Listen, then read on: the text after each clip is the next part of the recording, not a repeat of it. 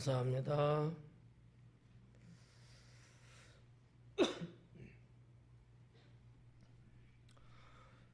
오늘은 누가복음 마지막이 되겠습니다. 지금까지 다 출석했어도 오늘 이 말씀을 못 들으면 꽝이야. 아주 중요한 마지막 부분이 되기 때문에 여러분들이 오늘 말씀 강해 잘 들으시고, 또 상당히 길죠. 오늘이 마지막이야. 2월달. 그래서 다음 3월달부터는 요한복음 들어가려고 욕심을 조금 부렸어요.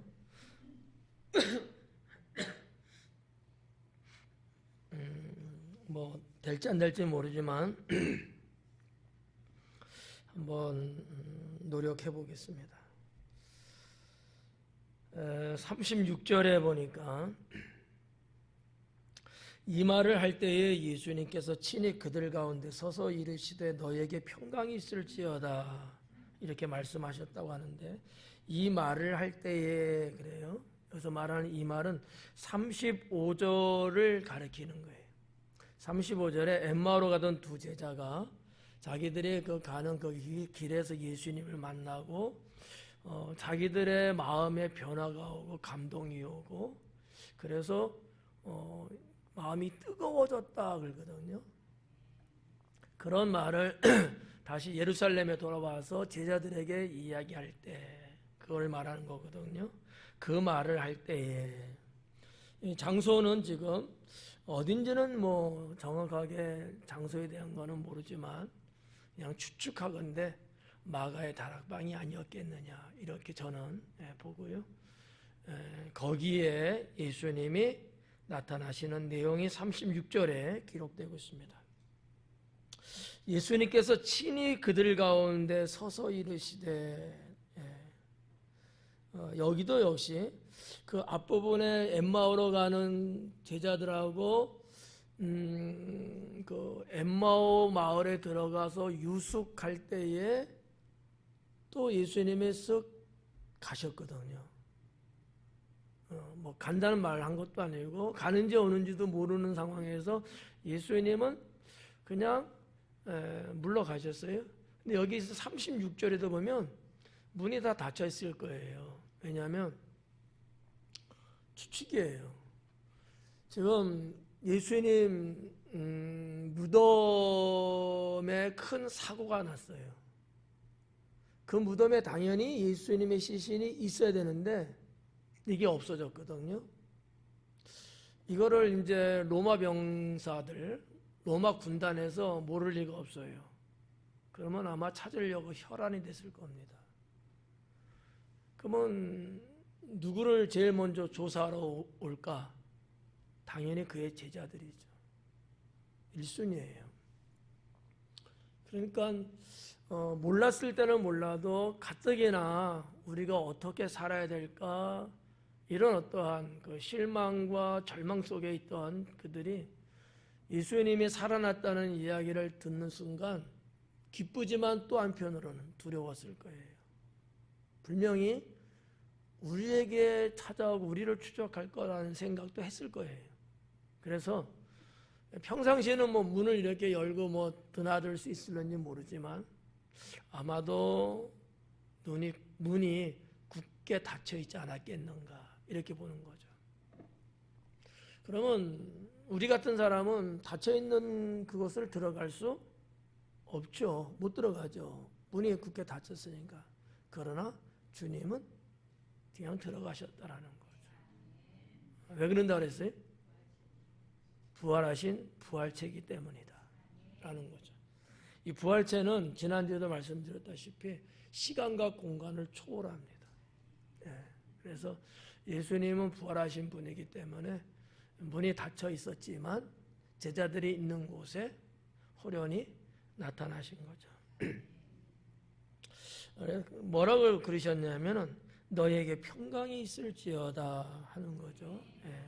이거는 뭐 이 평강은 유대인들에게는 그냥 아주 이렇게 습관된 인사, 그냥 평범한, 어떻게 보면 자연스러운 인사, 이제 이렇게 볼 수 있어요. 유대인들의 인사는 좀 조그맣게 말하면 한 두 가지가 있습니다.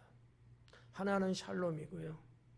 하나는 에이레네인데, 이 에이레네는 헬라어고 샬롬은 히브리어거든요.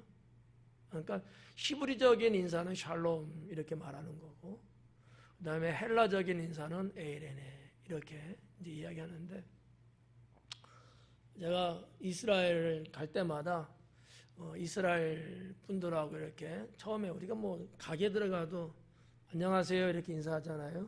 지하는 인사해? 가게 가면? 해? 생각해봐야 돼? 나중에 얘기해줘. 그렇게 인사하듯이 샬롬 이렇게 하면은 되게 좋아해요.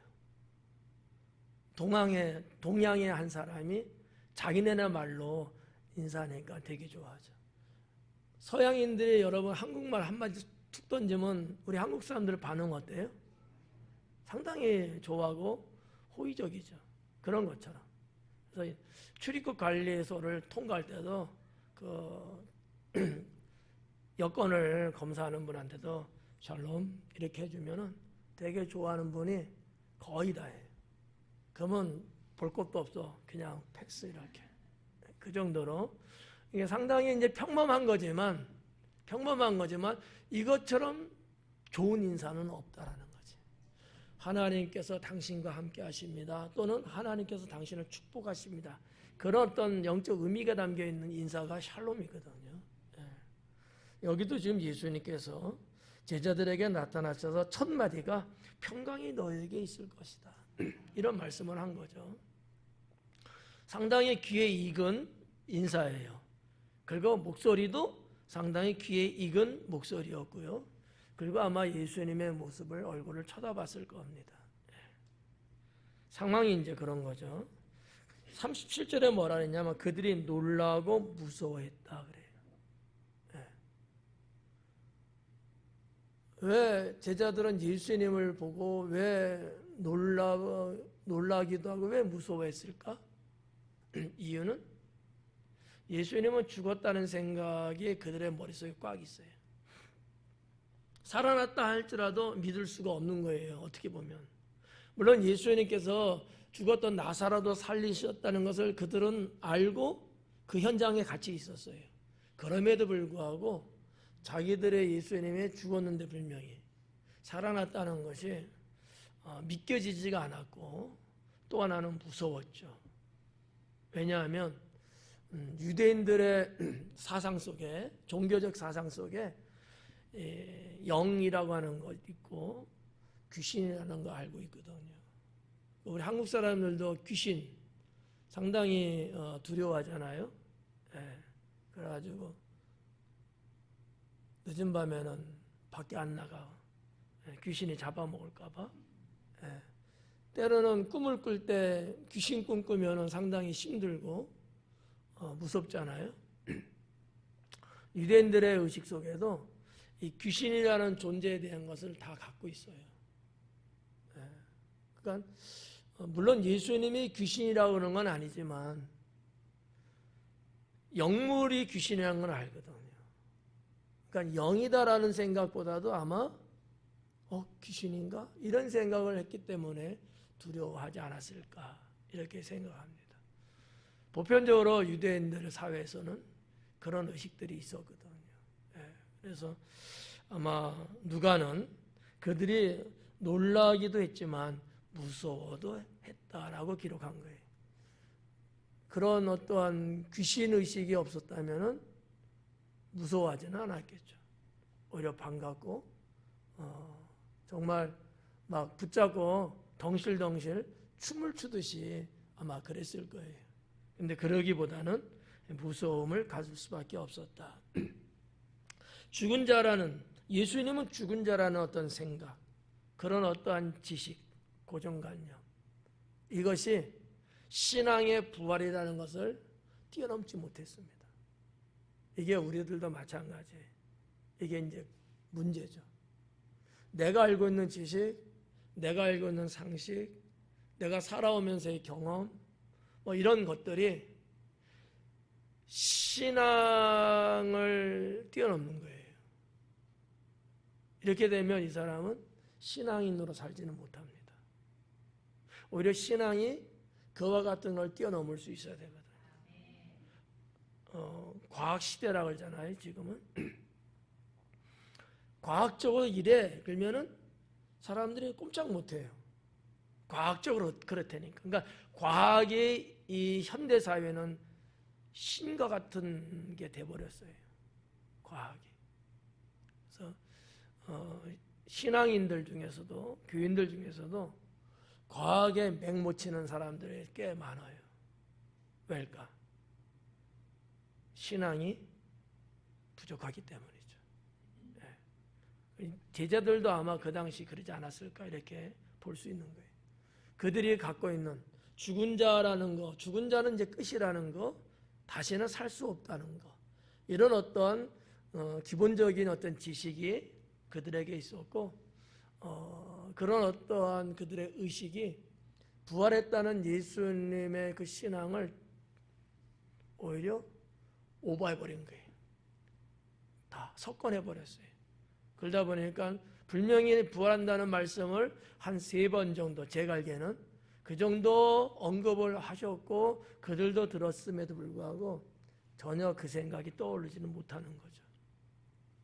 이게 오늘날 우리들도 과학이든 지식이든 삶의 경험이든 방법이든 이런 것들이 지배적인 인생을 살면은 신앙은 성장할 수 없고요. 하나님이 기뻐하는 사람이 되기는 어렵습니다. 그래서 지난주에 말씀드렸죠. 내가 이해하는 세계는 정말 억만분의 1밖에도 안 된다.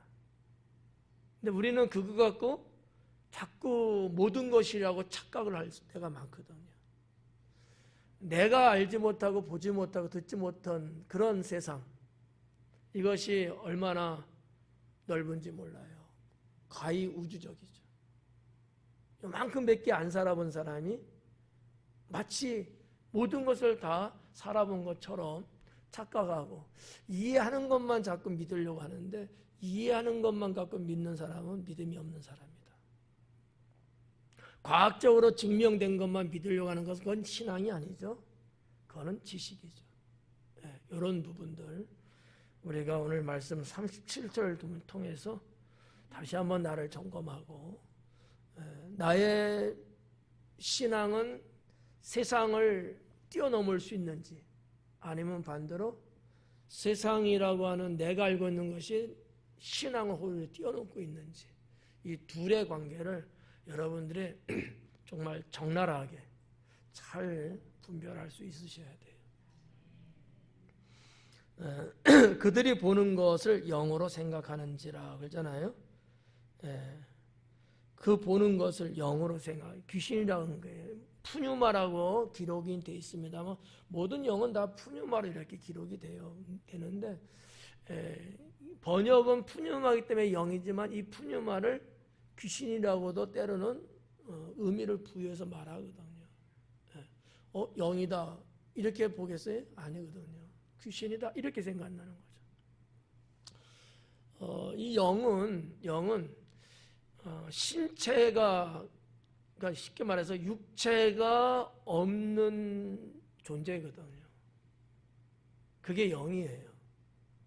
그 육체, 사람의 육체, 신체를 사르크스라고 말하거든요. 그러니까 영과 사르크스는 정반대의 개념이에요. 사도 바울이 고린도 교회 편지를 보내면서도 이 사르크스에 대해서 언급을 했거든요. 영으로 살아야 되는데 너희가 육으로 살고 있구나. 그때 사르크스라는 말을 했어요. 그러니까 하나님 믿는다고 하는데 여전히 육신적으로 산다는 얘기예요. 그러면 안 된다는 거죠. 영으로 살아야 된다. 이런 말씀을 하셨는데, 누가도 당시에 사용했던 언어를 사용해서 영으로 생각하는지라 이렇게 기록을 했고요. 38절에 예수님께서 이르시되 어찌하여 두려워하며 어찌하여 마음에 의심이 일어나느냐 그래요. 두 가지를 예수님은 말씀하셨어요. 두려워하다, 의심하다. 이 두 가지는 다 신앙에는 도움이 안 됩니다. 두려워하는 것과 의심하는 것. 이거는 하나님이 기뻐하는 건 아니고요. 주께로부터 오는 건 아니죠. 오히려 사탄이 주는 것이고 나의 연약함이 받아들이게 된 거예요. 그러니까 우리가 하나님 믿으면서도 그 신앙이 연약하면 두려워할 수밖에 없어요. 세상이 두려워요. 앞으로 어떤 일이 벌어질까 두려운 거예요. 신앙의 문제죠.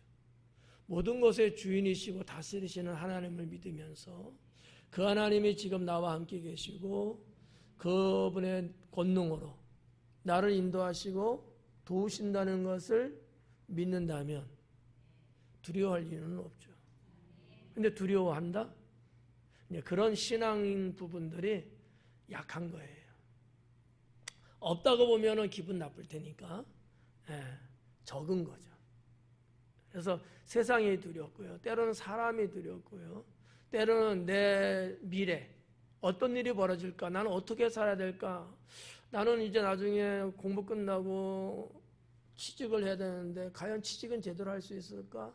이런 여러 가지 인생사에 대한 두려움이 막 생긴단 말이지. 한마디로 말하면 신앙이 부족한 거예요. 그러면 반대로 우리 이제 어른들은 은퇴하면 뭐 먹고 살까? 나이 먹어서 늙어서는 어떻게 살까?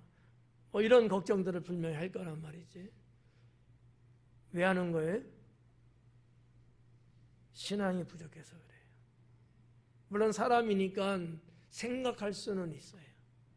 생각하는 것과 두려움은 다른 거거든요. 내 생각을 하나님께 기도로 아뢰는 것과 그것 때문에 내가 무서워하고 공포에 질려서 아무것도 하지 못하는 이런 상태에 있는 것과는 전혀 다른 거죠. 그것도 하나님이 주관하시는 일이기 때문에 맡기고 우리가 주님의 말씀대로 순종하며 기도하며 살면 하나님이 그러한 내가 해야 될 것 같았던 그런 것들도 하나님이 사람의 손길을 통해서 때로는 환경을 바꿔주시면서 그런 거를 또 공급해 주시고 책임지신다라는 거죠. 그러다가 눈 감고 하늘나라 가면 되는 거예요. 어차피 갈 거 아니에요. 근데 눈을 감을 때 막 괴로워서 발버둥 치고 막 이를 파득파득 깔고 이렇게 눈을 감고 만약에 죽는다고 생각해봐요. 그거 하나가 인생은 패배했다는 얘기거든요. 근데 하나님을 잘 믿다 눈을 감는 분들을 제가 임종을 이렇게 쭉 지켜봤는데 참 편안하게 가십니다.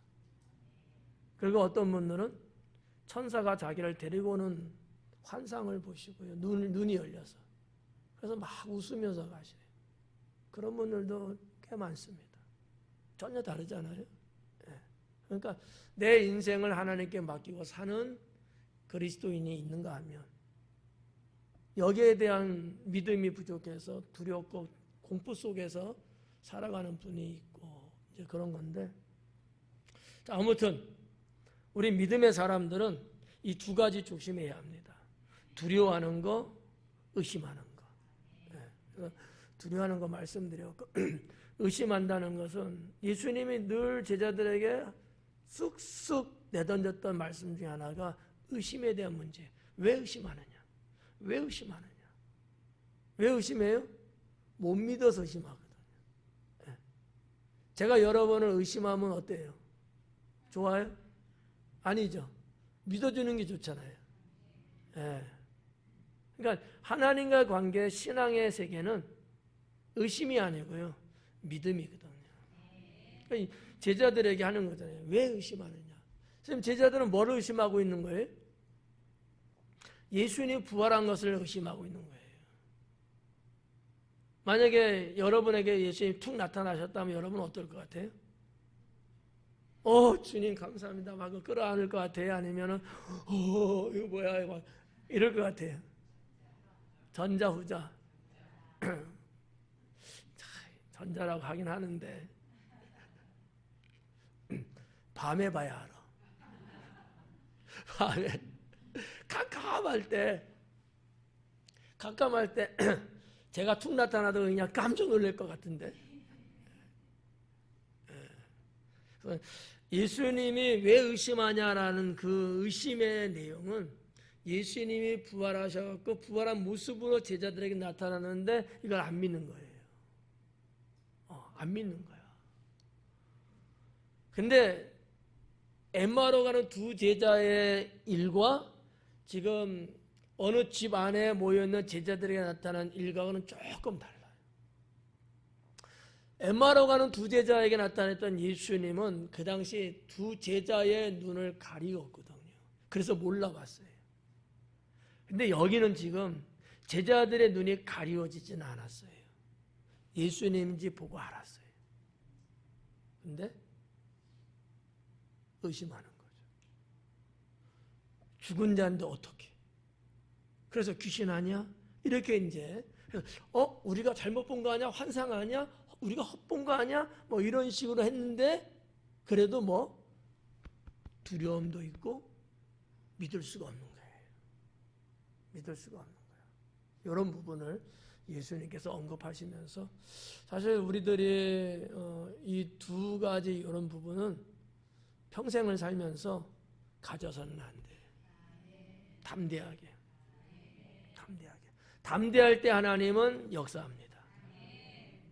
왜? 그게 믿음이거든. 그래서 믿음 이꼬로 담대함이에요. 용기거든요. 용기 있는 자가 성을 얻는 거예요. 용기 있는 자가 맛있는 도넛도 먹는 거야. 한국 사람들 음식 다 잘 먹고 꼭 마지막에 몇 개 남기죠. 그래서 그런 얘기들 하잖아요. 용감한 자가 마지막 것을 집어먹는다. 모르나? 그런 말이 있어요. 용감한 자가 마지막 것을 먹는 거예요. 그런데 이거 하나가 그 사람의 인생을 알 수 있는 거예요. 그까짓 것 하나 집어먹는 게 중요한 게 아니고 세상이 어떤 것일지라도 주님이 주시는 축복일지라도 용감한 자가 그것을 자기 것으로 만드는 거예요. 이 용감한 자는 어떤 자다? 믿음이 있는 자다라는 거죠. 그러니까 믿음과 용기, 믿음과 담대함은 같은 의미를 갖고 있어요. 아주 중요합니다. 여러분 우리는 다 믿는 사람이잖아요. 그럼 우리에게는 뭐가 있어야 돼요? 용기가 있어야 돼요. 담대함이 있어야 된다고요. 네. 그래야 사탄을 이길 수 있습니다. 꿈들 꾸시죠? 좋은 꿈만 꾸시나요? 안 좋은 꿈도 때로는 꾸시죠. 무서운 꿈도 꾸시죠. 때로는 귀신 같은 꿈도 꾸잖아. 특히 어릴 때는. 그런데 용기가 있고 담대한 사람은 꿈속에서 귀신을 이겨내요. 근데 그러지 못하는 사람은 가위에 눌리고 그런 사람은 빨리 깨고 싶은 거야. 근데 깨지지도 않아 꿈이. 그래서 발버둥을 치고 소리소리 막 난리를 치죠. 믿음이 없어서. 저도 다 그러한 어린 시절을 겪어왔으니까 알죠. 그래서 저는 그래요. 그럴 때 있어. 깨고 나서 기도합니다. 그거 다짐을 하죠. 하나님, 다시 꾸게 해주세요. 제가 이번엔 이기겠습니다. 초등학교 때부터. 근데 정말 다시 꿈을 꿔요. 그럼 막 호랑이도 나타나고요. 정말 귀신도 나타나고요. 별별 흉악한 이무기가 막 나타날 때가 있어. 어릴 때니까 그때 또 뭐 만화영화 뭐 그런 것들 TV 같은 데 막 보고 막 그렇게 크잖아요. 꿈에 나타나. 싸우는 거지. 졌어? 다시 또 꾸게 해주세요. 제가 이번엔 이기겠습니다. 근데 다시 꾸지 못해. 그러면 그날 밤에 잠잘 때 기도해요. 하나님, 다시 꾸게 해주세요. 제가 이번엔 이기겠습니다. 그래서 결국은 이겨내요. 그 다음부터는 조용해져요. 그러니까 믿음은 그냥 하나님 믿어요 이렇게 그냥 사는 게 믿음이 아니고 우리의 삶 속에 나를 향해서 도전해오는 이런 모든 것들에 대해서 용기를 갖고 담대하게 맞부닥치어서 이겨내는 게 믿음이에요. 이게 없이는 주님을 보기는 쉽지 않습니다. 그래서 하나님은 믿음이 있는 자를 축복하는데 그 믿음이 그냥 있는 믿음 아니죠. 살아있고 움직이고 실천하는 믿음이에요. 그게 담대함이고 그게 용기거든요. 그렇게 살아야 합니다. 39절에 내 손과 발을 보고 나인 줄 알라. 또 나를 만져보라. 영은 살과 뼈가 없으되 너희 보는 바와 같이 나는 있느니라. 그래요.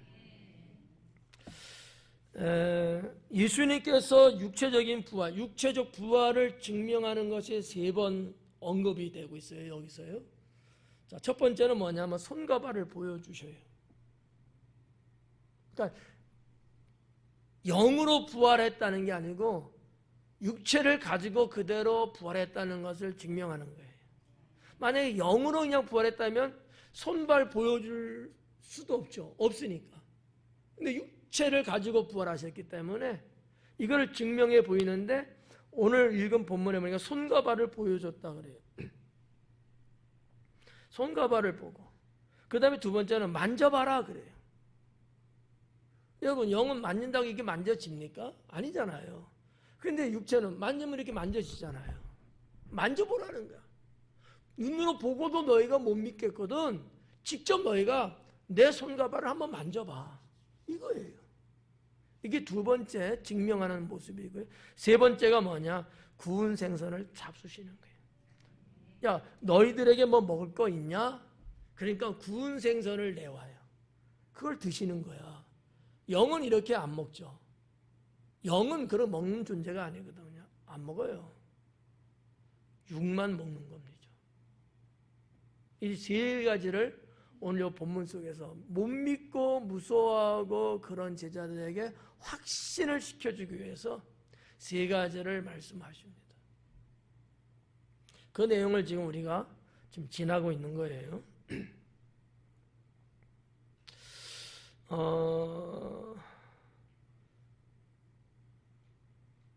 조금 신학적인 내용이 있는데 그냥 통과할게요. 어려울 것 같아서. 40절 이 말씀을 하시고 손과 발을 보이시나 그들이 너무 기쁨으로 아직도 믿지 못하고 놀랍게 여길 때에 이르시되 여기 무슨 먹을 것이 있느냐 하시니 여기까지 이제 본 거고요. 42절에 이에 구운 생선 한 토막을 드리니 받으사 그 앞에서 잡수시더라. 여기까지 이제 3가지 증명한 내용을 이제 말씀드린 거죠. 40절에 보니까 손과 발을 보이시나 이 보이신다, 보이다라는 단어가 에데익센이라는 단어로 돼 있어요. 단순하게 보인다는 게 아니라 어떤 것의 증거를 제시하다라는 뜻을 갖고 있는 단어가 이 보이시나라는 단어로 번역이 됐어요. 에데익센. 어떠한 이렇게 물체라든지 물건이든지 이런 것들을 제시해서 보여주는 거예요. 그냥 말로만 그런 게 아니고 봐요, 수건이잖아요. 이렇게 뭔가 사람들이 인정할 수밖에 없는 어떠한 것을 보여주면서 넘겨주면서 제시한다. 에데익센이라는 단어가 그런 건데 이 에데익센이라는 단어로 기록이 됐어요. 근데 이거를 우리 성경에는 그냥 단순하게 보이시나 이렇게 이제 기록을 했죠. 그리고 이제 쭉 내려와서 44절에 또 이르시되 내가 너희와 함께 있을 때에 너희에게 말한 바 곧 모세의 율법과 선지자의 글과 시편의 날을 가리켜 기록된 모든 것이 이루어져야 하리라 한 것이 이것이라 이렇게 했는데 지난주에 말씀 언급 제가 해드렸죠. 예수님에 대해서 이러이러한 구약시대 때 예언된 것이라고 말씀드렸고 근데 이제 누가가 이 셋이에요. 왜냐하면 선지자들 또 구약 모세율법 선지자 그 다음에 시편 이거는 세 가지를 말하는 건데 누가의 아마 의도는 이거였을 거예요. 구약 성경 전체를 말하는 것을 언급한 걸 거예요. 이 세 가지가 구약 성경 전체거든요. 근데 무슨 뭐 창세기 뭐 출애굽 이렇게 쭉 나열한 건 아니고 대표적으로 말한 거예요. 모세율법 5가지. 그죠? 그 다음에 시편은 성문서예요. 시가서 안에 5가지 안에 하나거든요. 대표적인 거고요. 나머지 선자는 예언서들이거든요. 그러니까 구약 성경 39권이 다 이 세 가지로 이렇게 그냥 말할 수 있는 거거든요. 그러니까 누가는 아마 그런 의미에서 이렇게 단순하게 기록하지 않았을까. 그리고 실제적으로 여기에 예수님 죽으심, 고난, 부활을 예언해 놨거든요. 그 부분은 제가 지난주에 여러분에게 언급해 드렸습니다. 그리고 이제 45절에 이에 그들의 마음을 열어 성경을 깨닫게 하시고 그래요. 중요한 말씀을 하셨어요. 예, 마음을 열어 예요. 엠마오 가는 두 제자에게는 뭐를 열어주셨죠? 눈을 열어주셨어요. 그래서 예수님을 알 수 있게끔 했잖아요. 여기 모여있는 제자들에게는 마음을 열었대요. 그럼 무슨 유익이 왔어요? 성경을 깨닫게 했다는 거죠. 좀 내용은 다른 건데 똑같은 건 열어줬다는 거거든요. 예. 여러분 잘 알고 있는 에바다. 그게 열리다라는 거거든요. 그러니까 우리는 사실 어떻게 보면 둘 다 중요해요. 영의 눈을 열어주시는 거, 그죠? 영의 길을 열어주시는 거, 우리의 심령을 열어주시는 거 상당히 중요하잖아요. 근데 여기 있는 제자들은 마음을 열어주셨어요. 왜? 이들이 이미 예언된 기록된 성경의 말씀도 뭔지를 모르고 있는 거예요. 예수님이 언급하셨는데도 불구하고 못 깨닫고 있는 거예요. 여러분들이 여기 있는 목사가 설교를 해도 못 깨닫는 거야. 왜 그래요? 마음이 다쳐서 그래요. 말씀은 어디에 새긴다 그래요? 마음판에 새긴다. 마음이 닫혀 있으면, 여러분 더 쉬운 말로 말하면 생각이 굳어져 있으면, 같은 부류거든요. 마음이 닫혀 있고 마음이 굳어져 있으면 알 수가 없어요. 깨닫지 못해요. 그러니까 예수님은 이와 같은 제자들을 아시기 때문에 그들의 마음을 열어주셨다라는 거예요. 왜? 성경을 깨닫게 하기 위해서. 그래서 우리가 기도할 때도 그런 기도를 많이 해야 돼요. 주님, 제 마음을 열어주옵소서. 마음을 열어주옵소서. 그런 기도를 하며 살아야 된다라는 거죠. 여기 이제 마음을 열어야 이제 이 마음이라는 단어가 눈이라는 단어를 사용했더라고요.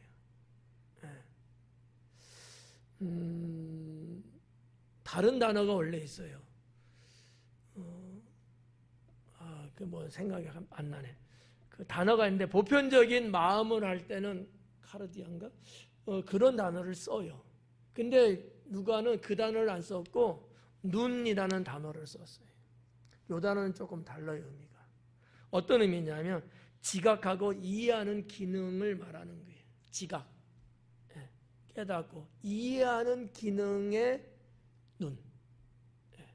눈이 단순하게 보는 그걸 말하는 게 아니고 마음이 그냥 단순하게 우리의 그냥 이런 마음 이게 아니고 이 마음이 지각, 깨닫는 거예요, 마음이. 그리고 이해하는 기능이 있는 거다라는 것을 뭐라는 단어를 써야 될까? 가지고 있는 마음이라는 거예요. 단순한 마음이 아니고. 그러니까 그 마음을 열어주셨다라는 거지. 좀 기능적, 의미적 차원에서 좀 두 단어가 가지고 있는 것은 좀 다릅니다. 그래서 좀 특이하게 눈이라는 단어를 썼는데 아마 의도적인, 왜? 뒤에 보니까 성경을 깨닫게 하기 위해서 마음을 열어주셨다니까 여기에 맞는 단어를 쓴 것 아닐까 이렇게 생각되지고요. 또 하나는 영적 진리를 수용하는 능력이 있는 마음을 눈이라고 말합니다. 진리를 수용하는 거예요. 진리를 받아들이는. 하나님 말씀 진리를 받아들이는 능력을 소유한 마음.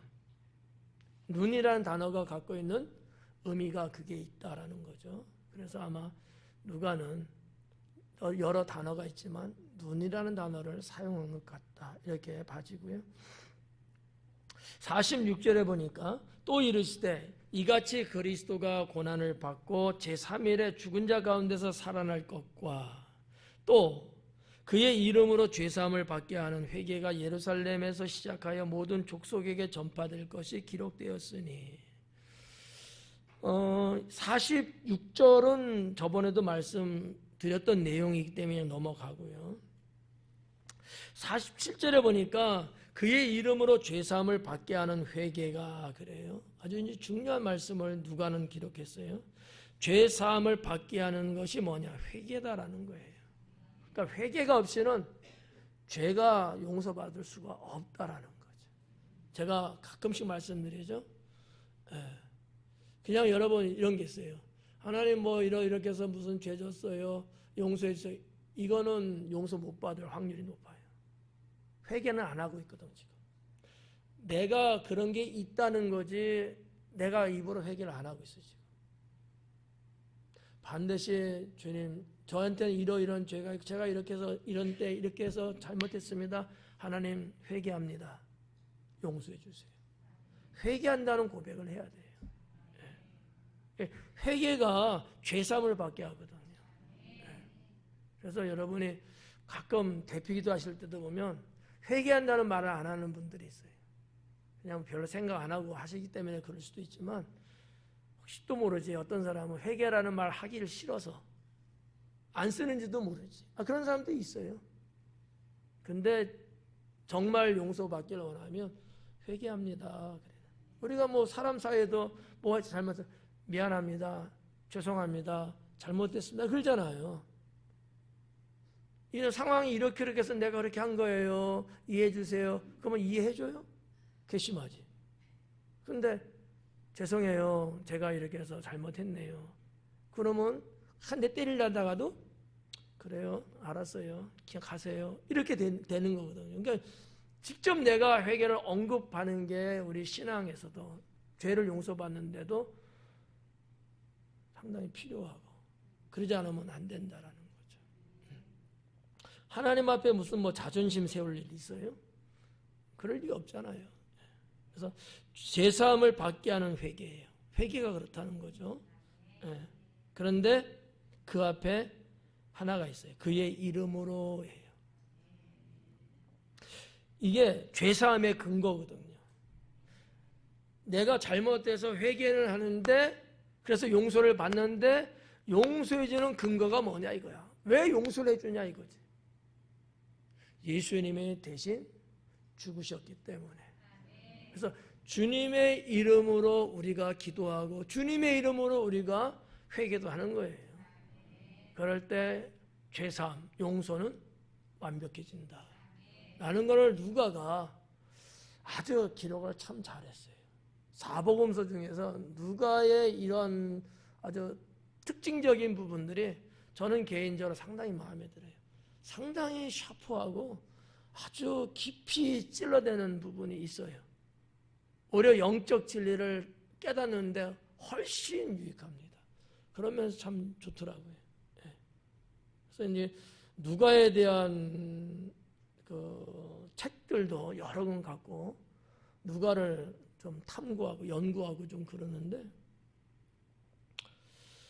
하여튼 47절에서 이와 같은 부분들을 우리가 좀 보면 좋을 것 같아요.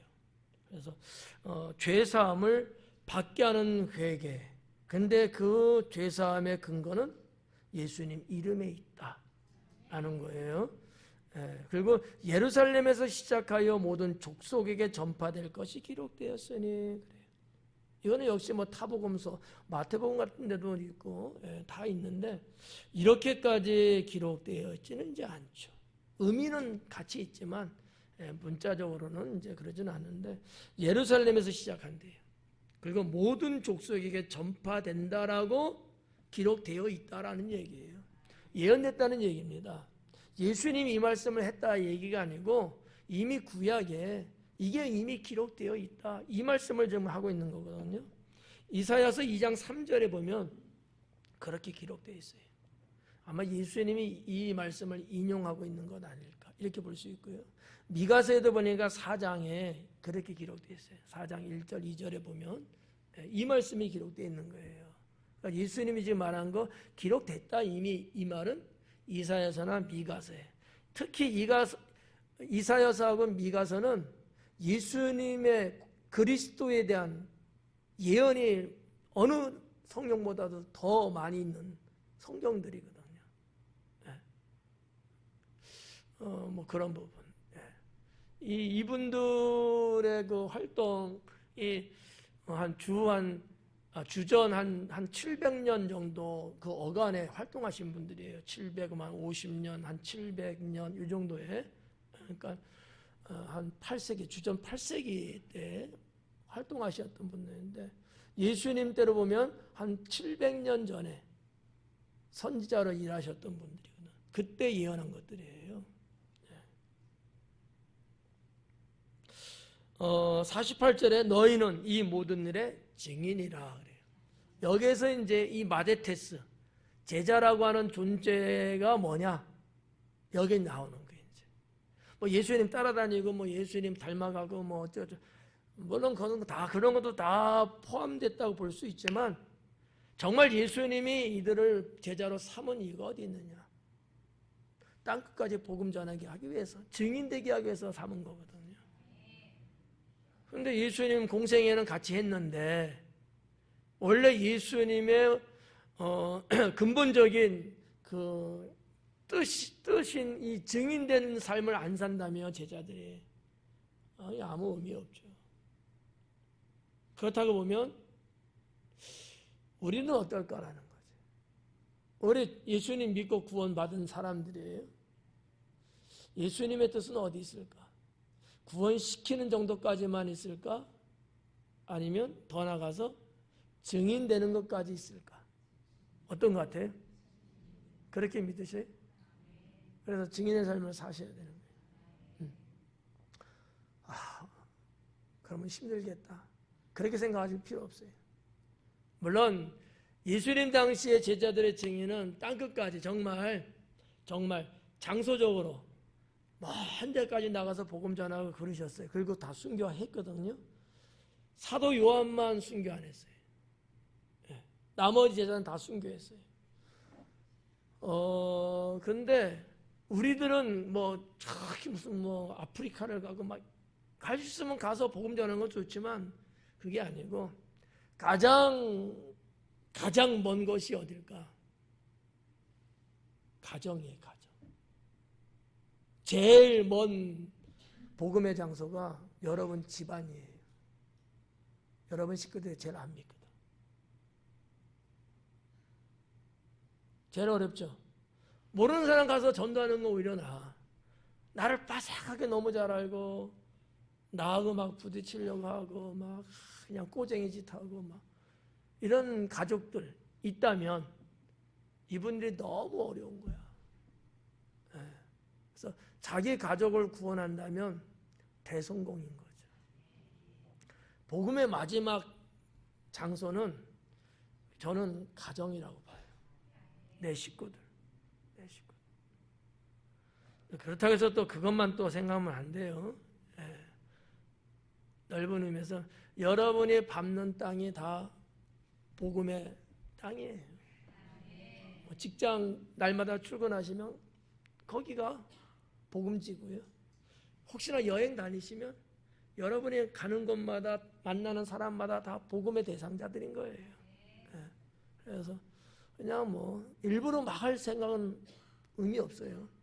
평소에 사는 모습처럼 아름다운 모습, 좋은 성품, 은혜가 되는 말 한마디 이런 거. 혹시나 하면 따뜻한 추운 게 따뜻한 차 한 잔 사드리고 이게 복음이에요. 그러면 그들은 분명 여러분의 그런 아름다운 모습을 보면서 예수님께 나올 겁니다.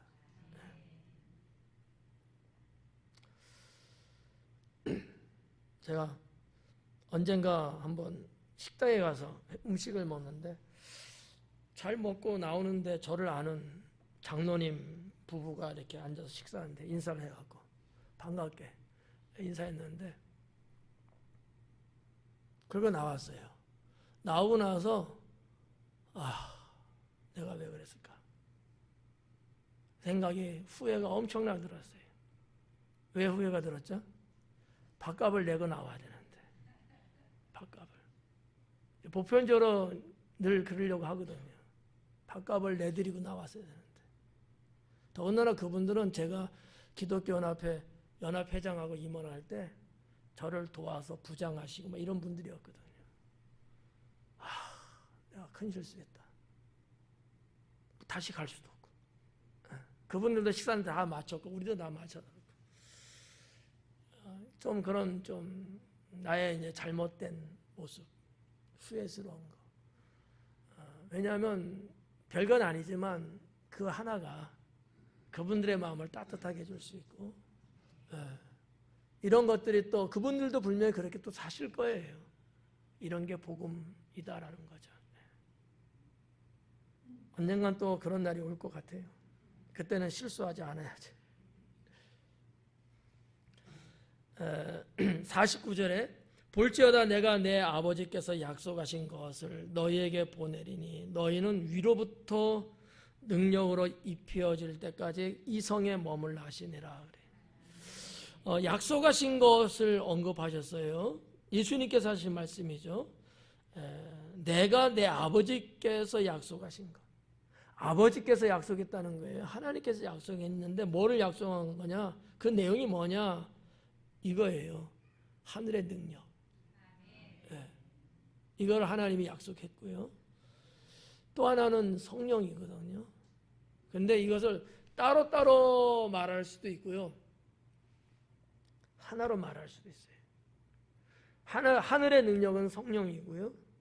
성령은 하늘의 능력이에요. 그래서 이제 어떤 상황에서 어떻게 말을 하냐에 따라서 별개로 이야기할 수도 있고 하나로 해서 말할 수도 있어요. 그러니까 이제 좀 신학적으로 보면 하늘의 능력이 뭐냐? 성령이다. 성령이 뭐냐? 하늘의 능력이다.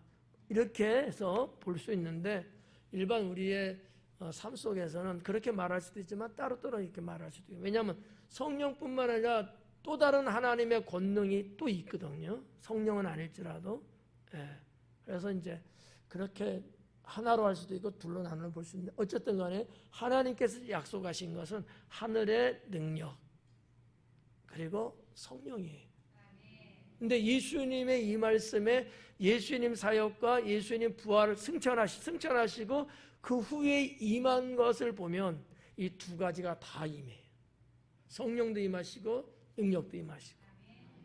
그래서 제가 이 두 가지를 다 말씀드리는 거예요. 너희에게 보내리니 너희는 위로부터 능력으로 입혀질 때까지. 이 입혀지다라는 단어를 썼는데 실제적으로 입다라는 단어예요. 옷을 입듯이. 그러면 하나님의 능력이나 성령이 무슨 얘기예요? 우리의 모든 이게 뭐 육체라든 우리의 심령이든 다 충만히 부어진다는 얘기예요. 이거는 이제 다른 용어로 이제 saturation이라고 해갖고 이제 충만이라는 단어를 말하거든요. 이렇게 우리가 물을 그냥 큰 대야 같은 데서 머리에다 확 부어버리면 다 젖잖아요. 그런 것 같은 거예요. 이거를 입히다라는 단어를 썼어요. 우리 옷 입을 때 어때요? 이렇게 위에서 입잖아요. 이런 개념이라 보시면 돼요. 그러니까 하나님의 하늘의 능력이 위로부터 우리의 머리부터 이렇게 입는 거고 성령도 임하실 때 이렇게 들어온단 말이지. 예수님도 침대 받으실 때 성령이 비둘기처럼 임했다고 하잖아요. 이런 부분들을 예수님께서 지금 말씀하고 있다고 보시면 돼요. 입혀질 때까지 이 성에 머물라. 이 성은 예루살렘 성이에요. 옛날에, 지금은 뭐 현대화가 돼갖고 뭐 예루살렘 성뿐만 아니라 그 외가 훨씬 더 넓어요. 예루살렘이라는 도시, 수도가.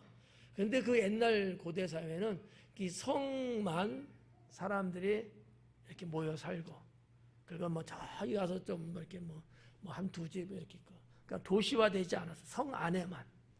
그래서 예루살렘 이 성에 머물라. 그 예루살렘 성을 말하는 거예요. 시온성이라고 말하기도 하지만 예루살렘 성을 말하는 거고요. 거기에 머물러 있으라는 거죠. 그래서 정말 제자들은 예수님, 부활하신 예수님 만나고 그리고 야 우리 나가서 일하자 막 이래서 간 게 아니고, 예수님 하신 말씀을 그대로 순종하고 예루살렘 성 안에 모여 있었던 거예요. 그거 여기서 베드로가 제자들 앞에서 설교하고 같이 함께 기도하고 이랬거든. 그게 오순절날 성령이 임하게 된 거예요. 그러니까 예수님이 부활하시고 40일 동안 지상에 머물러 있었거든요. 그리고 승천하시 10일 후에 성령이 임했단 말이에요. 이게 오순절이에요. 오순은 50을 말하는 의미거든요. 물론 뭐 유대인들의 절기하고도 딱 맞아 떨어지는 77절 이런 거지만, 오순의 개념은 그런 거예요. 50일. 이게 50일이 50년 되면 희년이에요. 모든 것을 해방시켜주는 날. 그게 이제 희년인데, 자, 오순절. 그래서 오순절 날 성령이 그들에게 임한 거죠. 임했는데 어떤 모습? 입혀지는 모습. 이렇게 임했다라는 거죠. 50절에 보면 예수님께서 그들을 데리고 베다니 앞까지 나가서 손을 들어 그들에게 축복하시더라 그래요. 자, 예수님께서 그들을 데리고 나갔다 그래요. 데리고 나갔다. 이 데리고 나갔다. 이게 엑세가겐이라는 단어로 되어 있는데, 엑세가겐. 출애굽기에 보면, 물론 이제 히브리 성경은 아니고, 유대인들은 나라 없는 삶을 살았잖아요. 특히 400년 동안은 선지자도 없고 나라 없는 삶을 살아서 그들의 모국어를 잃어버렸어요. 그래서 잘 몰라. 그럼 언어를 아냐? 헬라어를 알아요. 헬라어가 이제 생활 언어가 됐죠. 그래가지고 히브리 구약 성경을 가르치고 읽어야 되는데 못 읽잖아. 그래서 나온 성경이 70인역이라는 셉투아진트라는 성경이 나왔어요. 그건 헬라어로 되어 있거든요. 그 헬라어에 보면 여기 지금 있는 이 엑세가겐이야 이 단어, 출애굽의 사건을 엑세가겐이라고 말하고 있는 거예요. 데리고 나갔다라는 거죠. 이스라엘 백성들을 하나님이 데리고 나갔다. 여기도 예수님의 제자들을 데리고 나가셨어요. 이게 별거 아니라고 볼 수는 있는데 의미가 상당히 큰 거예요. 우리도 주님이 데리고 나가셔야 된다는 거죠. 자, 나간다라는 단어에 연결시켜서 생각해야 될 게 뭐냐? 교회예요. 에클레시아거든요. 이 교회라는 단어가 에클레시아인데, 에클레시아가 무슨 뜻이냐면 밖으로 나간다는 거예요. 세상 안에 있는 우리를 세상 밖으로 끄집어낸다는 얘기야. 이게 데리고 나가는 거거든요. 그러니까 오늘날 우리들도 하나님이 내가 있어서는 안 될 곳에 있을 때 데리고 나가시는 거지. 주님의 은혜 자리에 데리고 나가셔야 되는 거예요. 이 은총이 없으면 우리는 죄악의 소돔성에서 살 수밖에 없고요. 롯도 그랬잖아. 천사가 데리고 나가잖아요. 이래 살 수 있는 거거든. 그래서 저는 그냥 글쎄 목사니까 상당히 중요하다고 보는 거예요. 저도 여러분도 우리를 하나님이 언제나 데리고 나가셔야 돼. 언제나 주님이 우리를 이끌어 가셔야지만 되지. 우리는 자꾸 죄성이 있어서 죄 있는 곳에 자꾸 머물러 있으려고 해요. 자꾸 거기 우리는 안주하려고 하거든. 그러면 안 돼. 그래서 성령께서 자꾸 우리를 데리고 나가시거든. TV 앞에 앉아갖고 꼼짝 안 하려고 그러잖아. 거기서 자꾸 끄집어서 야 빨리 교회 가라 데리고 나가시는 거야. 이런 주님의 성령의 데리고 나가심이 있어야 우리의 영혼이 살 수 있습니다. 네. 이런 의미를 좀 보면 좋겠다 이런 생각 들어요. 그냥 부연 설명 하나만 할게요. 이건 여기 해당된 건 아닌데 여러분들이 이게 좀 표현을 잘못하고 있는 것들이 좀 있더라고. 기도할 때, 대표기도 특히 할 때. 성령은 축복 안 합니다. 성령께서는 축복하는 거 아니에요. 하나님이 그냥 하시는 거. 성부 하나님이. 네, 가끔 기도할 때 보면 그렇게 기도하고 성령께 영광을 돌리는 이런 표현도 하더라고요. 그러면 안 돼요. 삼일째 하나님께 영광 돌리는 건 맞는데 단수로 말할 때는 하나님 그냥. 예수님께도 영광 돌린다는 말을 안 하거든요.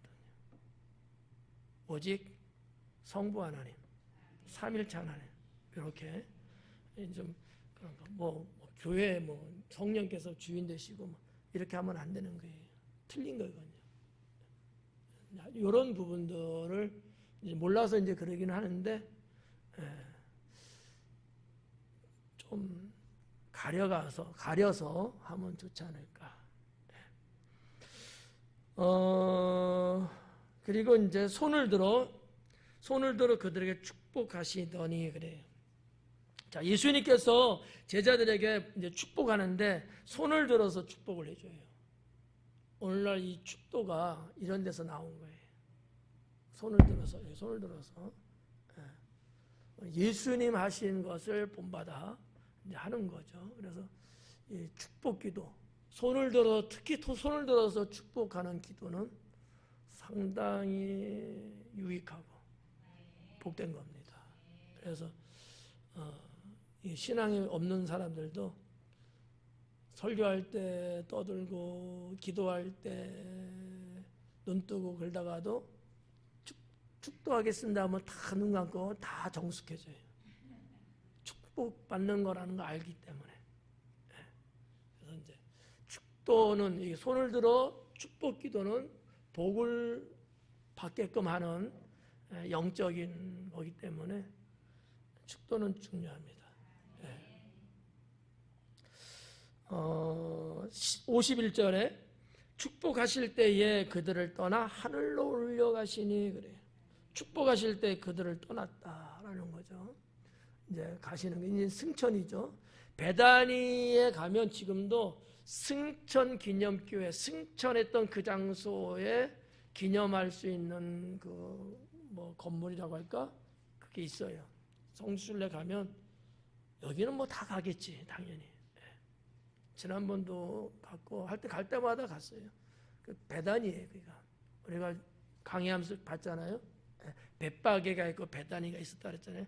겟세마네 동산, 감람산의 동쪽에 여리고 쪽으로 조금 더 움직이면 아마 여기서 한 기지시 정도 될까? 거리상. 거기가 베다니가 이렇게 있는데 거기에 승천 기념교회가 지어져 있어요. 그 동산에서 예수님이 이제 승천하신 건데 여기 그거를 이제 말씀하고 있는 거죠. 그들을 떠나 하늘로 올려가시니 그래. 근데 여기 참 이게 뭔가 가로가 쳐 있죠. 그죠? 왜 가로가 쳐 있냐 보니까 성경이 이렇게 써 있어요. 어떤 사본에는 이 가로 내 구절이 없다 이렇게 써 있네요. 이게 무슨 말인지는 모르죠. 좀 더 정확하게 말하면 왜 가로를 쳤느냐? 성경 사본적인 얘기예요. 신의 사본이라든지 배자 사본, 상당히 유명한 사본이거든요. 이런 사본에는 이 내용이 없어요. 하늘로 올려가시. 이 내용이 없는데, 근데 더 많은 사본들에 한 두 가지는 없는데 더 많은 사본에는 이 말씀이 있어요. 근데 이제 성경의 학자들이 그래도 많이 좀 신경 써서 기록한 게 신의 사본과 배자 사본 쪽에 많이 치우쳐 있거든요. 그러다 보니까 거기에 이렇게 좀 가로를 이렇게 대가로를 이렇게 쳐놓은 거예요. 그런 거예요. 전혀 없는 거를 말한 건 아니고 왜냐하면 사본들이 조금씩 다를 수 있거든요. 제가 이렇게 설교하자면 여러분 받아쓰기 하면 다 달라요. 그런 것처럼 사본은 뺏겨 쓴 거거든요. 그래서 그런 차이가 있어요. 누군가 하품하면서 못 썼어. 그러면 빠지는 거지 뭐. 이해 가시죠? 그리고 이제 52절 그들이 그에게 경배하고 큰 기쁨으로 예루살렘에 돌아가. 여기서 또 그에게 경배하고 여기 또 있어. 여기도 이제 대가를 쳤는데 배자 사본은 없어. 신의 사본은 또 있어 이게. 근데 배자 사본에는 없어. 딴 데 또 다 있고. 그래서 여기도 대가를 또 쳐놓은 거예요. 뭐 큰 그런 건 아니니까 전체 있는 데도 다 이렇게 보시면 됩니다. 그래서 그에게 예수님께 경배했다는 거죠. 승천하시니까 그들이 다 엎드려 경배를 하고 큰 기쁨으로 예루살렘으로 돌아갔다라는 거죠. 마지막 53절 중요합니다. 늘 성전에서 하나님을 찬송하니라 이렇게 돼 있죠. 늘 성전에서 하나님을 찬송했다. 이게 이제 원어의 문장을 보면 조금 도치법적인 게 있어요. 앞뒤가 좀 바뀌었어요.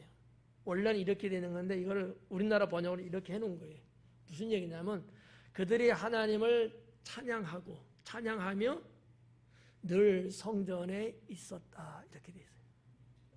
늘 성전에 있다라는 거죠. 하나님을 찬양도 하지만 그들은 늘 성전에 머물러 있다는 거죠. 늘 성전. 이런 게 일종의 성전 신앙이다라는 거죠. 그들도 바쁘겠죠. 할 일이 있죠.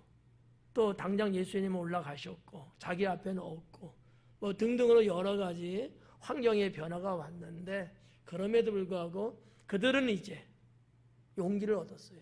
부활하신 예수님 봤거든요. 그분이 말씀하시면서 승천하는 것도 봤거든요. 이들은요 이제 용기 100배가 됐어요.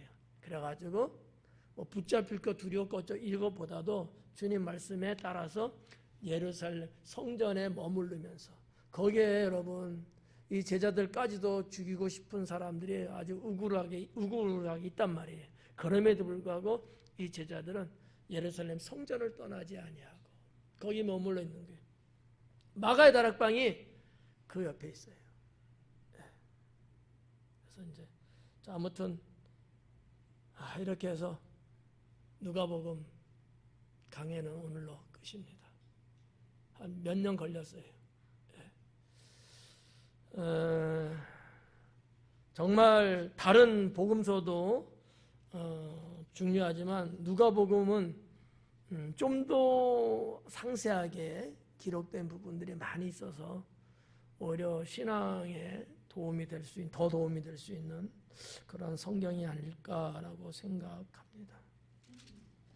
다음 주부터는 3월 달부터는 요한복음을 강해해 드리려고 하는데 괜찮다면 하고 지겹다고 하시면 안 하고 괜찮겠어요? 네, 기도하겠습니다.